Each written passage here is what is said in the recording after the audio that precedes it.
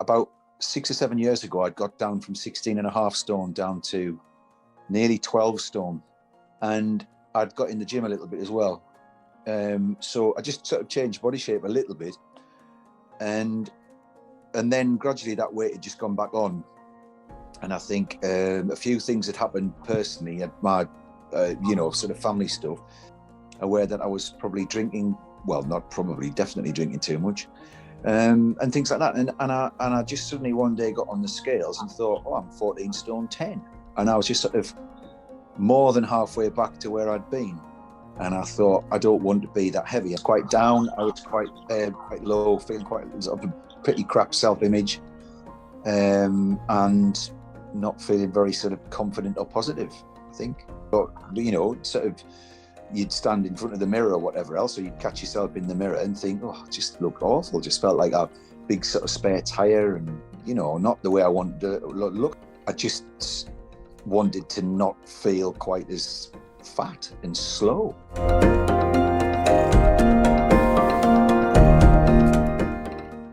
Like I say, sort of self-image and feeling like quite low energy. I work quite a physical job, so feeling tired quite a lot of the time. Also, I think when you're bigger, you feel hungry because you're used to eating more.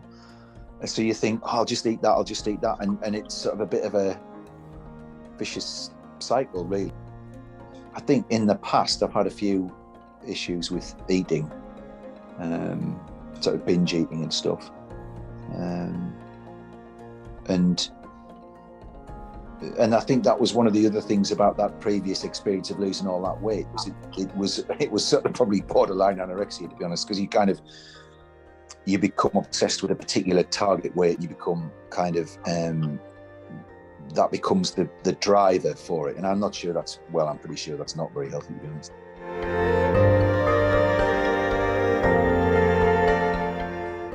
I joined the gym and had some personal training, but it was more sort of aerobic and weights. And also I just basically went on a carb-free diet. I kind of had an end goal on that. I knew I needed to get down to a particular sort of size.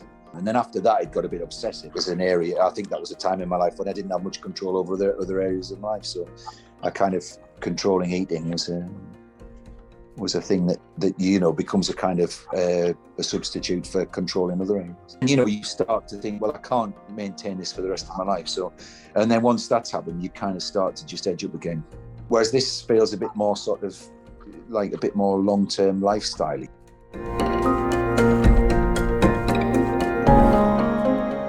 Not really, no. I wasn't worried about it. I mean, I think initially,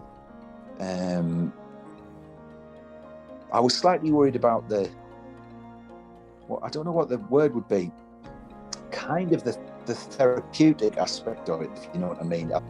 I felt a little bit uncomfortable about that aspect of it, about the sort of, and I think it's fine, to encourage people to be honest about themselves, to themselves. I did sort of say something to Tom about that, and he just said, fine, don't worry about it. Tell me what you want to tell me, and if you don't want to tell me stuff, it doesn't matter.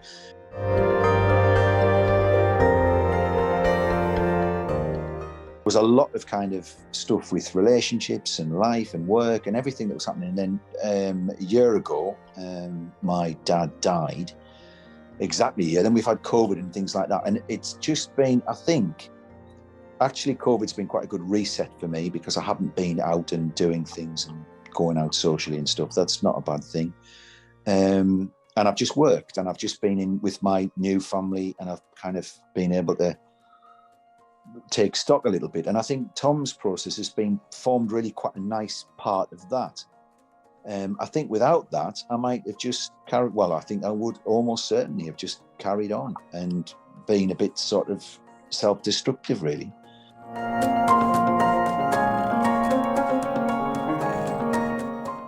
Early, the responsibility is passed to you. I like the fact that it's a sort of immersive process. So you just find yourself in it and you find yourself doing things. And also the level of engagement is sort of indeterminate. You're not sitting there saying, you have to do these things. You get to make some of the running. So I quite like that feeling that there was an element of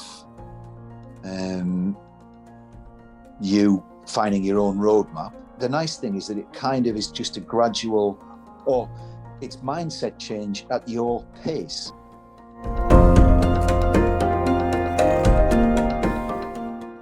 I did sort of some of that, what do you call, like boot camp stuff. And again, I just found it a bit cold and sweaty and dull, you know, and you'd end up at 8 o'clock in the morning feeling sort of like covered in sand, freezing cold, and getting back in the car and thinking, right, well, yeah, okay, I've done that now. But when somebody just says to me, right, do another 20 burpees, I start to feel crap. I get tired. I just think, oh, I can't be asked. And I kind of, whereas this thing of, it's achieving a sort of feeling of self-discipline, and that's something I don't have. I have absolutely no. I'm terrible, you know. So I kind of I'm very bad at self-regulation, and I'm very bad at self-discipline.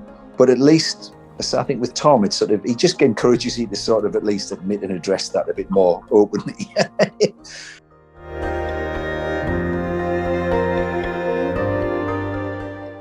Lost, not to completely, but my the sort of life belt spare tire that I used to have has not entirely disappeared, but it's certainly on the wane, which is good.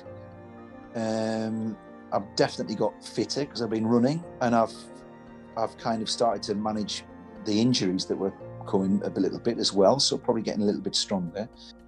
Close to, I think I did 21, just under 22 minutes for a 5K in the middle of this session, which essentially put me back to where I was nearly 7-8 years ago in terms of fitness. That's quite nice.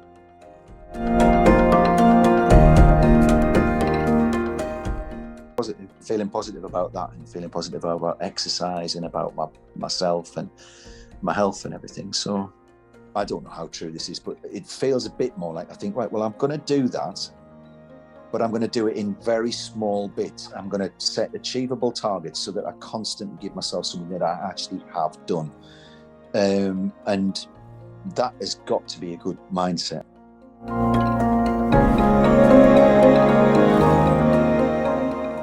Might be absolutely perfect because it is gentle, it's self-determined. You can feel good about it because it's you doing it. I'd be quite unsurprised if the results that Tom achieves in terms of long-term changes to how you are, in terms of your body shape, weight loss, eating habits and so on, aren't a lot more permanent than anything you could do going and running on a treadmill for 8 hours a week. Yeah, so I'd say definitely, definitely, if you've got the time and you've got the sort of, you know, you've got the financial wherewithal, then absolutely 100%, just go for it.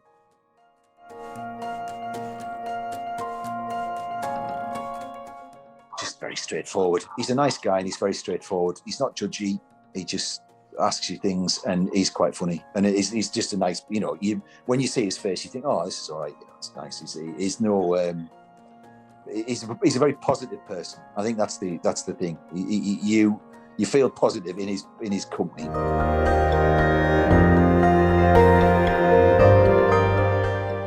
For me, because I think I'm traditionally not that sort of person. But yeah, I think I am. It's been quite a hard journey for one reason or another, but it's been really rewarding.